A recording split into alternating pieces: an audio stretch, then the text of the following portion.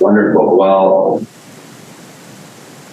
I'm excited to call to order the first meeting of the Master Park Plan Study Committee.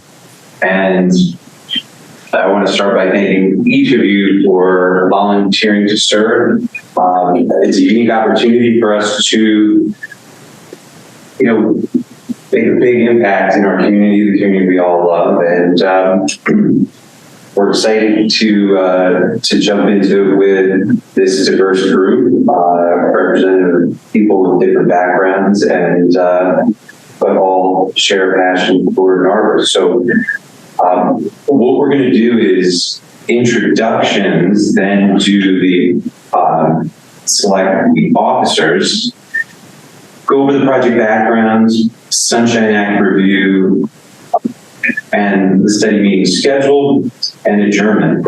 So what we'll do is we'll just go do introductions in alphabetical order, and you could share with the group your personal and professional background and an interesting fact about yourself. So we'll start with Jean, since Sally is not here. So I'm Jean Bora. I'm a 15-year resident of Narberth. I have been serving in various capacities in Narberth. Probably my first involvement was through the Narberth Cycling Club, which I still help run. We do the grocery rides, we do all of the community Halloween rides and holiday lights rides. And I'm also, I serve on the parking task force, and then also on the parking rec board for a bit, and then I moved on to Borough Council, which I joined back in January, and then things that I'm also involved with the active transportation steering committee for Lower Merion and Narberth. So I'm very interested in the circulation element of a lot of this project. And my background is design, and I still make a design business. And background myself, I guess not a lot of people know this about me, but I did dragon road roading for about a year and a little bit over a year, and it was really amazing. I had a chance to do one race, and it was like the most exhilarating thing. And hopefully, at some point in my life, I'd like to try it again. Awesome. Dennis Brogan. I don't know if I can think of an interesting fact.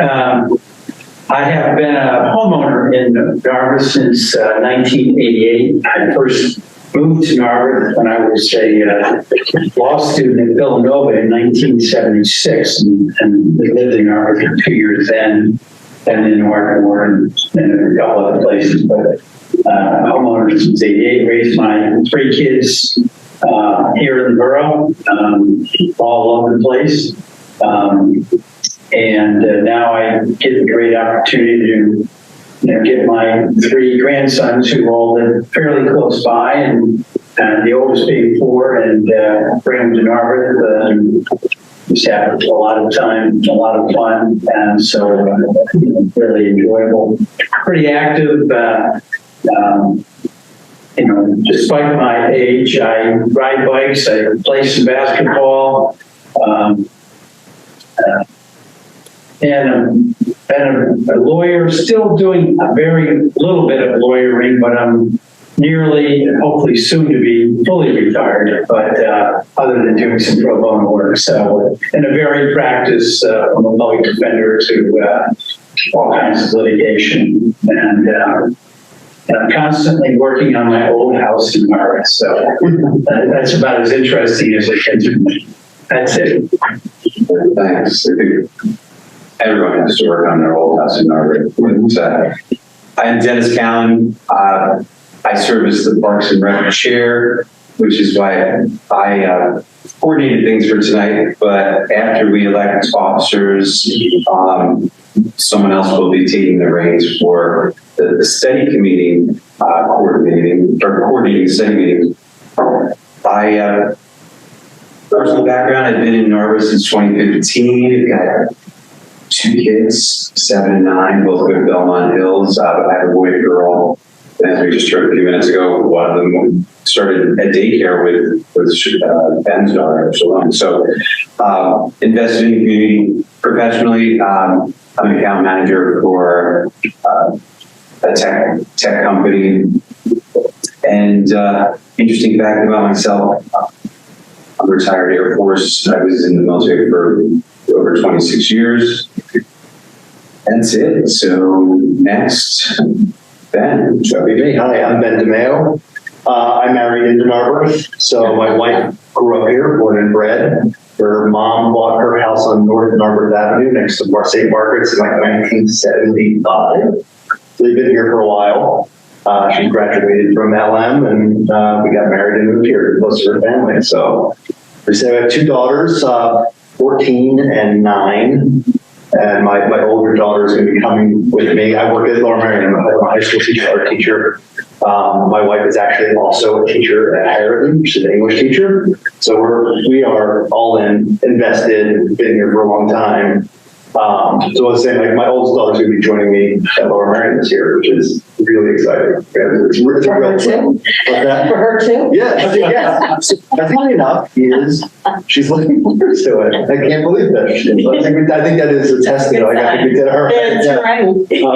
My background, a really diverse background. So I went to art school and studied crafts. That's like a real thing you can study in college, which woodworking and furniture design. So when I left college, I actually just got into construction and remodeling, then found my way back to art and becoming an art teacher, which is one of the best decisions I've ever made.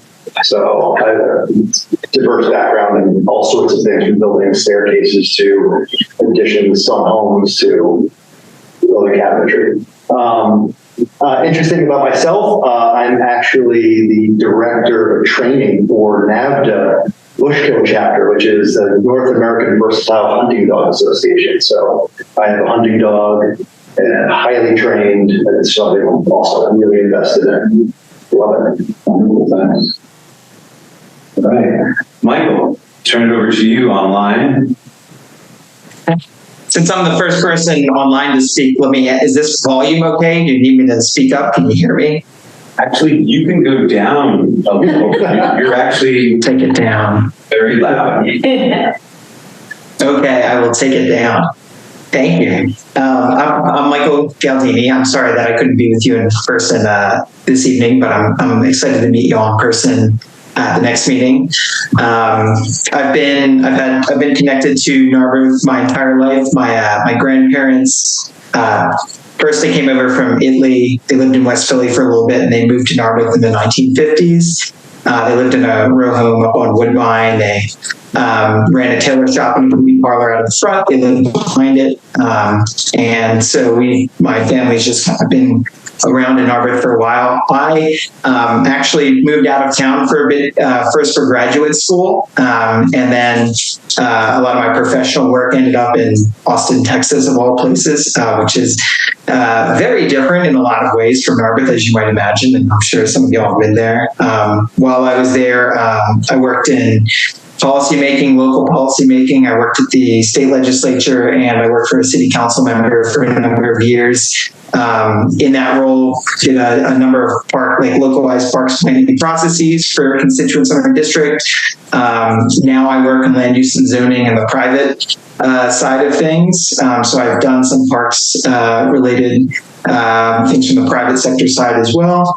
And it had been my goal to move back to Narberth for years, and I finally was able to deliver on that. Last year, bought my first house, live over on Conway. One of my sisters is around the corner, another one's a couple of blocks away, parents a couple of blocks away, other folks in the area. So I'm really, really excited to be back. And I'm the planning commission, I guess, representative on this body, and I'm excited to be here. Thank you very much. Excited to have you. Gary. Yo, guys. How you doing? Good. How are you? I'm dialing in all the way from Nantucket, so if my signal goes in and out, it's not me. How you guys doing? joining us from vacation. Yeah, thanks for getting this going, Dennis. Gary Casimir, guys. I live on Shirley Road in our beautiful borough of Narberth. I've been a resident here since 1995. We rented for 4 years on the south side, over on Woodside, and then we bought in 1999, which at the time we thought was the very top of the market. Little did we know. We got a bargain. I have 3 kids. They all went through the Lower Merion School District. 2 went to Harriton. I have a junior that is a basketball player obsessed at Lower Merion High School. So we are all in. Listen, guys, I love Narberth. I've been involved with my kids volunteering, mostly with the kids all these years. And now that they're, now they don't need me anymore. I figured, it'd be a good time to jump all in. And plus Dennis Brogan, he's my brother, and he kind of strong-armed me. So, but I'll do anything for Dennis. That's it, guys. Thank you so much. Thank you. And we don't have Lisa or Sally, but we can proceed. And so the first thing we need to do is, since we are a committee, study committee, is elect officers, the chair, a vice chair, and a secretary. While this will be a collaborative effort where we'll all contribute, we do need to elect officers. So that's the first step.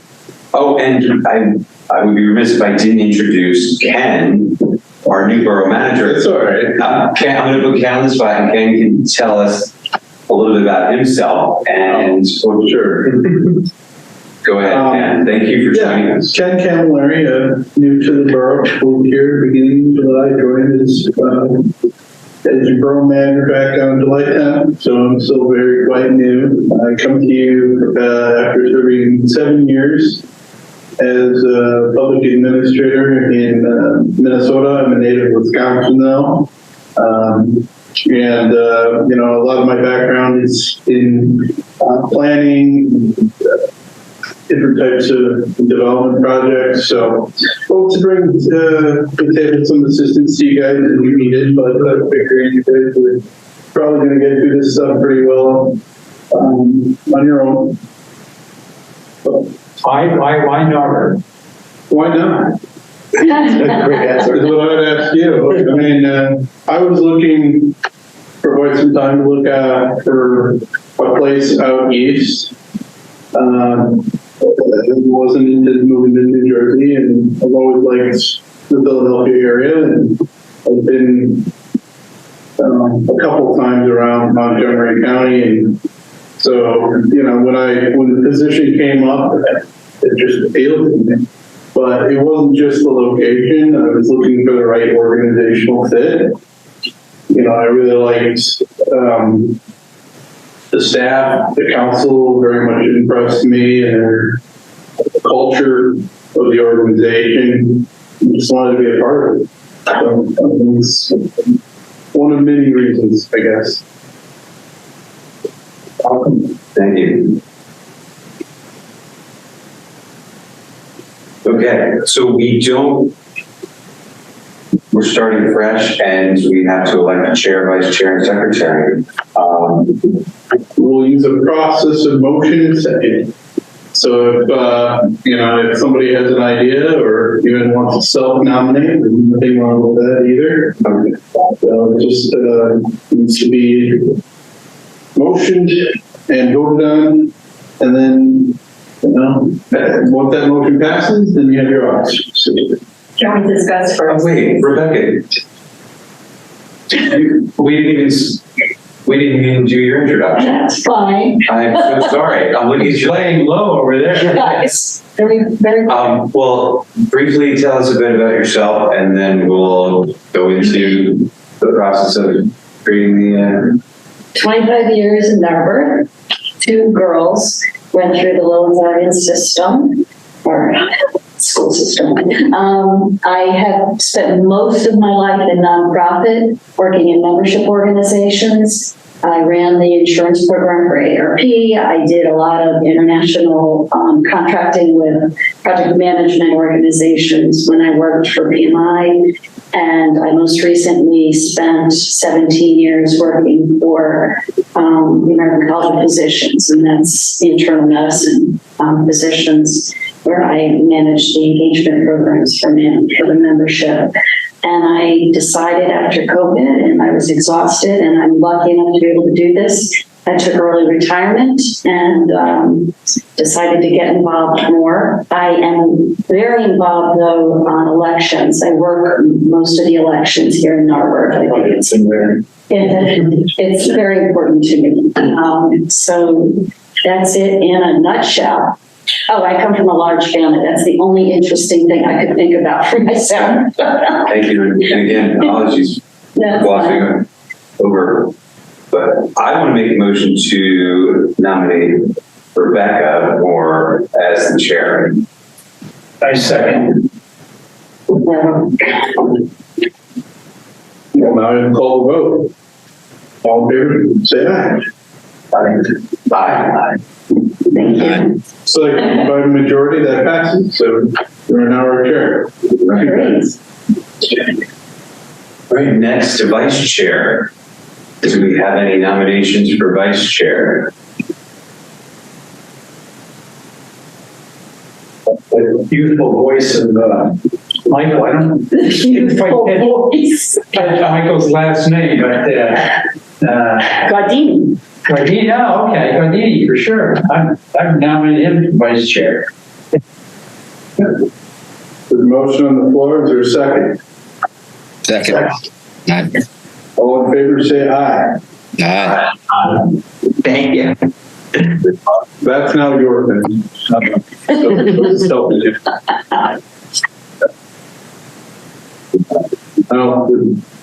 Next is secretary. Do I have any nominations for Are you secretary? chair? Sorry? Oh.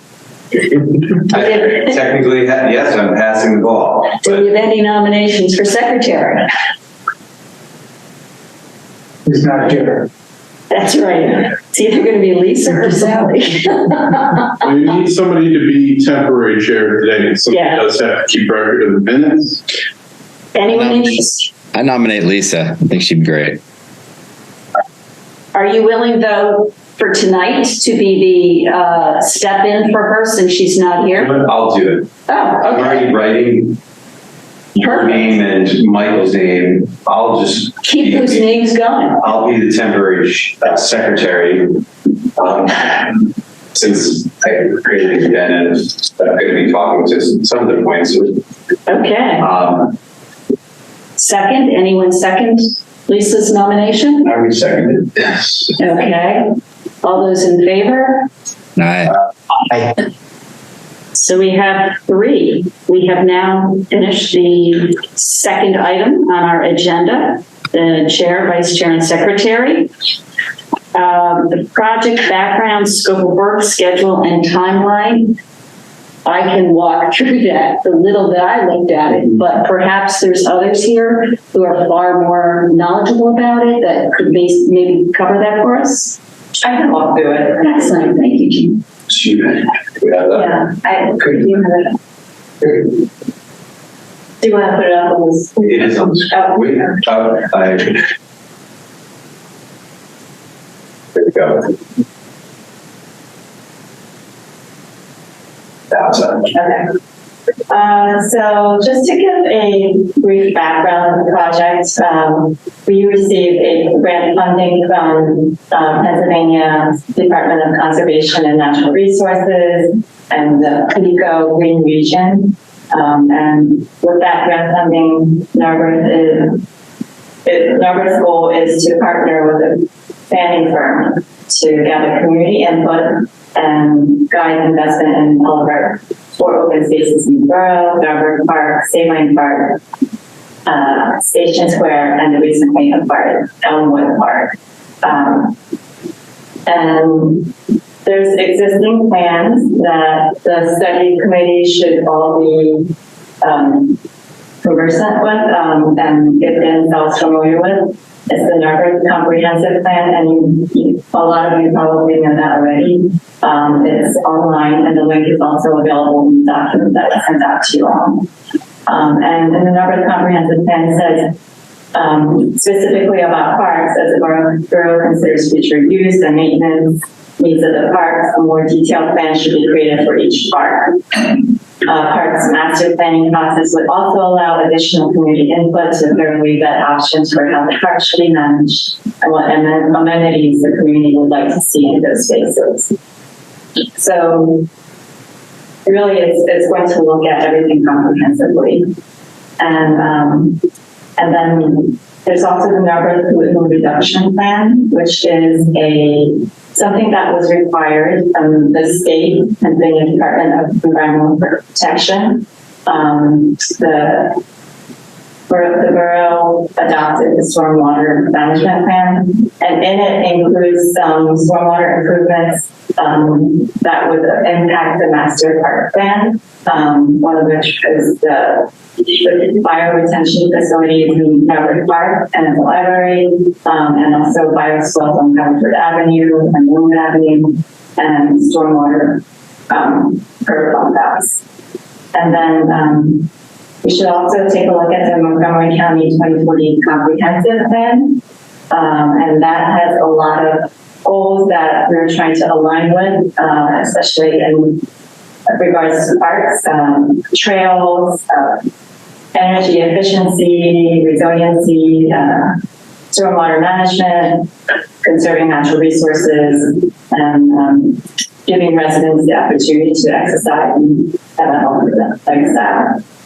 And then the Station Square project. So you may be aware that we had a community visioning process that began in 2022. Following that, the borough applied for the Pennsylvania's DCED Multimodal Transportation Fund as a non-for grant, and also the Federal Reconnecting Communities Pilot Grant. And the funding decisions were announced in the first quarter of this year, and we were awarded the state grant, but not the federal grant. So the state grant is going to fund preliminary engineering plans for Station Square, and the plans basically include green space improvements for the civic space, and also multimodal improvements surrounding that area, and some stormwater improvements as well. Possibly some ramps too for accessibility. Right. Yeah, I guess I'm including that in the multimodal. Multimodal accessibility. I think it is connect stations or Square with the rest of it. Yeah, that's been, I think that was mentioned in there too. But I think what the master park planning process could potentially do is look at how all of the parks can be connected through safe bike and pedestrian methods. And then, so the 4 locations that the master site plan will look at is Narberth Park, which is 6 acres, and a playground, open fields, tennis court, which is currently the pilot skate park, the basketball courts, baseball diamond, stadium seating. And also it has the buried section of the creek, which we could potentially analyze for daylighting and renaturalizing. The park is maintained by Public Works and NAA, Government Athletic Association, and it's used for all of the sports recreation programs that we have to have. And then we have Sabine Park, which is half an acre and includes 2 fenced playground areas for different age groups. It's adjacent to the borough property near the end of its operational life, which is currently being considered for potential park expansion and reorientation of that entire property. And then we have Elmwood Park, which the borough acquired in April of 2023. They closed on that sale. And that was made possible through grant assistance from ECNR. And that the goal of that was to prevent harmful development because that's an environmentally sensitive area with a creek being there, and provide some open space for the South Harbor area. And we're going to need to address some of the creek and stormwater issues there as well. And then we have Station Square, which I just discussed, which is the train station. And in terms of the funding and cost, the projected cost for the master site development plan is $80,000. And we have received a grant of $64,000 from Pennsylvania Department of Conservation and Natural Resources. And the borough's match was to be $16,000. But then PICO we were also awarded the PICO Green Region Open Space Grant, which would help close that gap. So the borough would only be responsible for that. So public outreach, this is going to be a really critical part of the master park planning process, and this is why you all are here, and I'm really excited that you guys are lending your talents to this and your voices. It's important, and moving forward, you guys are going to be kind of the champions of the project and getting the message out. So the study committee is a very important part of the process, and it will help guide the development.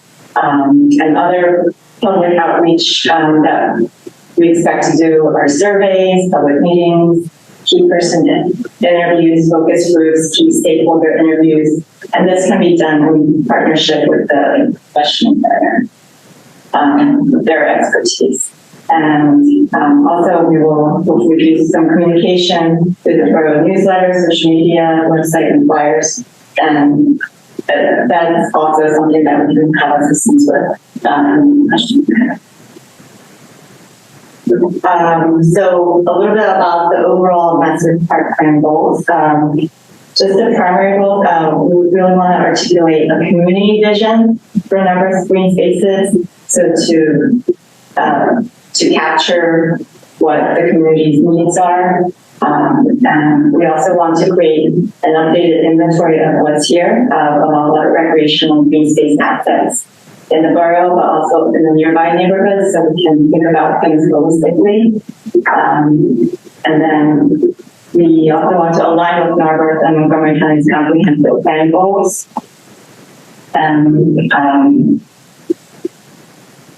Which would include things like sustainability, ADA accessibility, and all of those things that are in the comprehensive plan.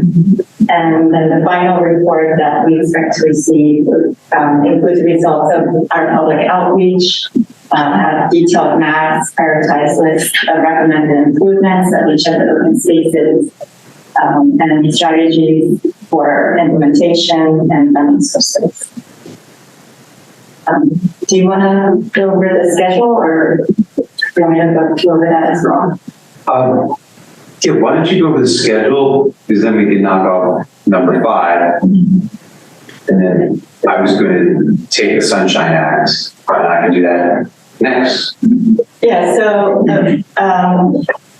Dennis, myself, and Alan and Ken and I got together to kind of work out a tentative schedule to from right now to getting the RFP out. So currently the staff has been working on the scope of work and the RFP for the master site development plan. And the study committee is going to meet monthly, the first Wednesday of every second Wednesday of each month from 7 p.m. to 8 p.m. And our role will be to review the documents, provide feedback, and then ultimately approve the scope of work and the RFP to get forward to council. And then we expect to select a consultant by the end of the year. And then we'll begin the process in 2024 with the professional manner. And that whole process with the consultant will include public outreach throughout the whole process. And that process is expected to take around 12 to 15 months. More like 12. 12 months. But if we wanted to draw it out a little longer, we can, but that costs me too. So, ideally what we want to do is get as much the bang for the buck, if you will, the time period of 12 months is totally enough time for us to accomplish the project. A lot of the scope of work is mostly defined by the state, but we don't get a whole lot of wiggle room. There is a few things that will be coming to you guys later, in terms of things that you can weigh in on, in terms of some of the scope additions and maybe, optional extras, if you will, that we could consider asking consultants to prepare as part of the proposal. So, that would be all I had to add to that. And don't forget about the Narber 24. That one's ours. Yes, that's the comprehensive. Yeah, the county one's good though too. But ideally they should both be aligned, so you're always safe going with it on this one. And one thing I wanted to highlight in the schedule is, so September 13th is when we're expecting to have the staff put forward the scope of work for our review and approval. So I think we'll probably get that beforehand.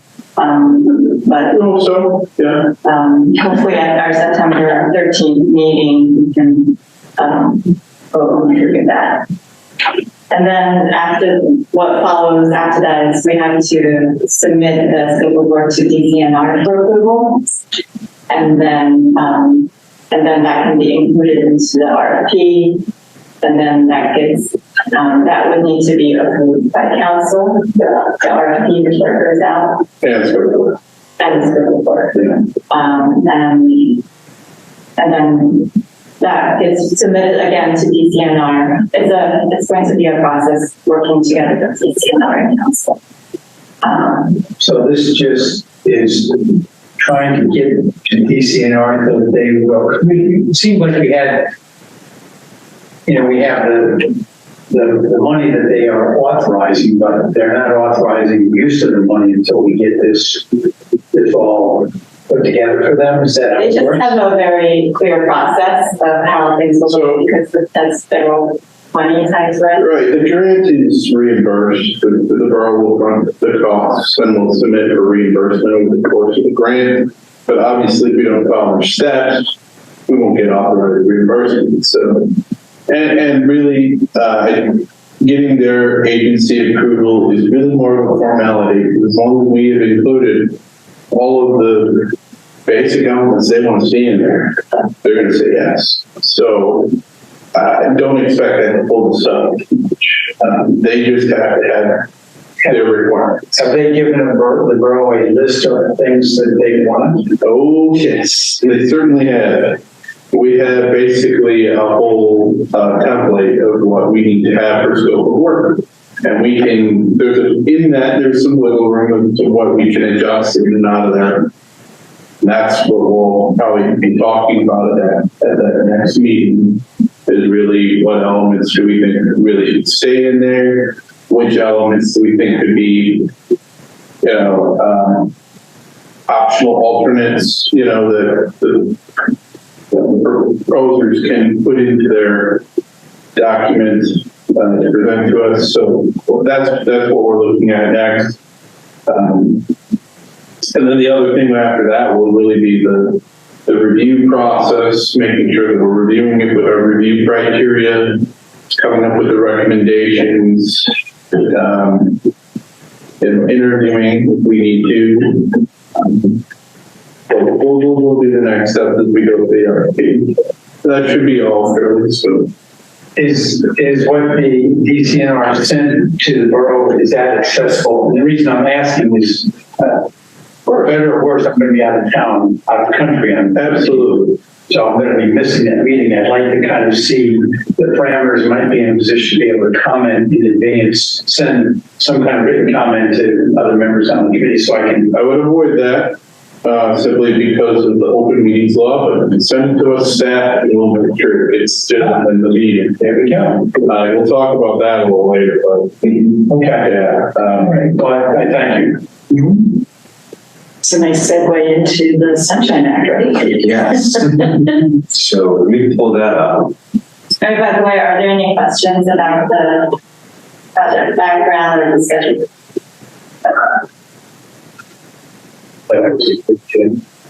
Like you sent out before, and you have the chance to look at it.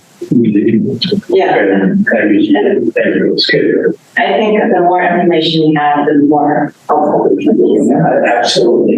That's what we need to do is get as much out there, get everybody involved as early as possible, so we don't come up with a great plan and everybody goes, I do have one question. Do we have like a Teams site or something in terms of publishing for the working committee? Publishing the agendas, the information that you want to look at, so that it's all in one place that we can all access easily. The borough will set up a SharePoint Okay. for you all to use. We can do that. I don't know how, but Ellen does. So, Hey, you got us up on the screen. yeah, but I'm not really good with SharePoint. So, but yes. But again, the key point is when you're sharing things that are related to decision making, you really want to be cautious about doing that outside of an open meeting.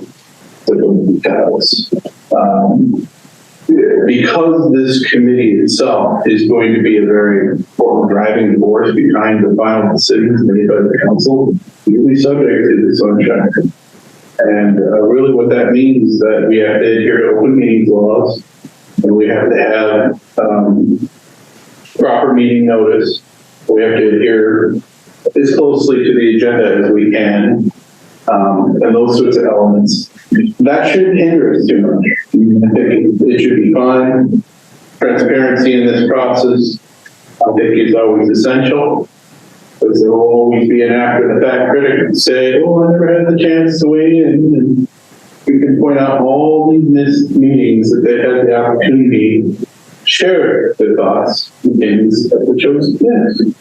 So, or just didn't take the initiative to find out about it. So we always want to make sure we do that. The other, besides the Sunshine Act, I should point out the Right to Know Act. The materials we produce here as part of our work as a committee can be subject to a Right to Know Act request. Still want to hold on to stuff. Sometimes even emails, because those are also subject to. So I would try to keep your emails and stuff related to your work here on the committee in a folder or something, maybe in your email box or elsewhere, so you can easily draw upon it in case we do get Right to Know Act requests, because those do occasionally happen. But yeah, I mean, it's really about the basic principle about openness and making sure that when we're deliberating and making decisions, we're doing it in the public notice meeting, which can be online, right? So your participation can be online if you can't make it here to the meeting in person. We'll set it up anyway. So if we were all virtual, we could still have the meeting, just put it up on the TV and no one would be in here, but maybe me or somebody running. So, yeah. But that brings up a good point about virtual. As far as we know, when we do our Parks and Rec meetings, unless we have a quorum, we cannot, a quorum in person, we cannot vote. Is that still the case for Montco? You should absolutely reschedule. So you still have a meeting, you just can't take a vote and take an official action. All right, an official action is voting.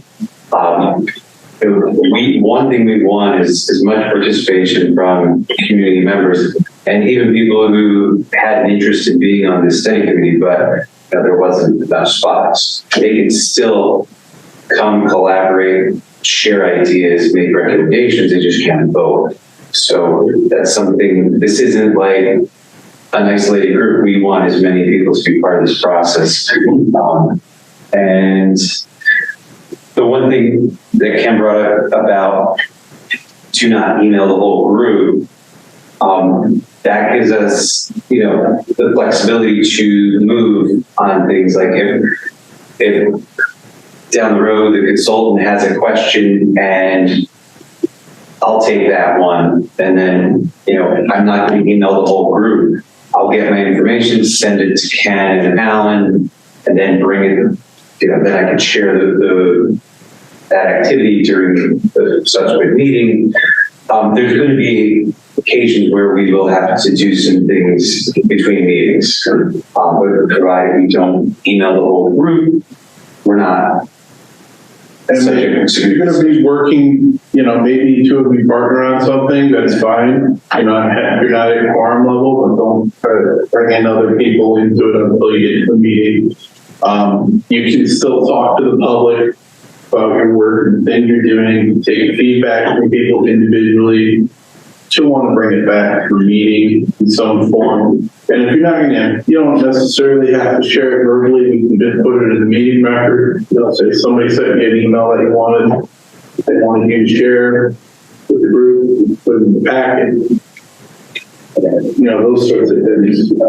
But if we were to get an individual email, say I'm trying to get the word out and somebody sends me an email, do I need to say that? Yes.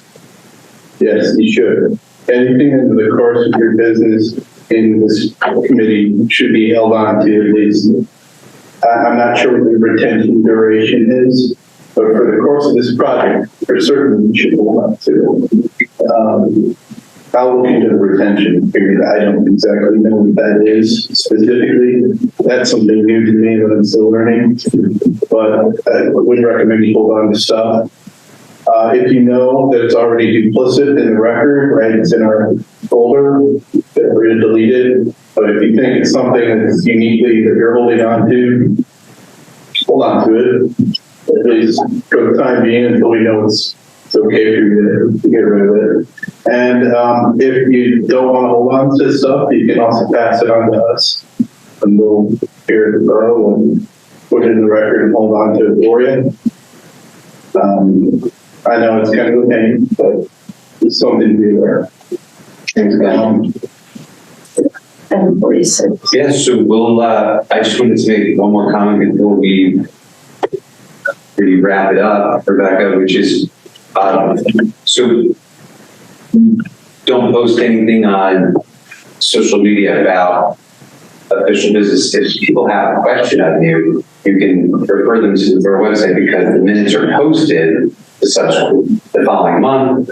And then, of course, join us at the next meeting. The public is always welcome. Keep it simple.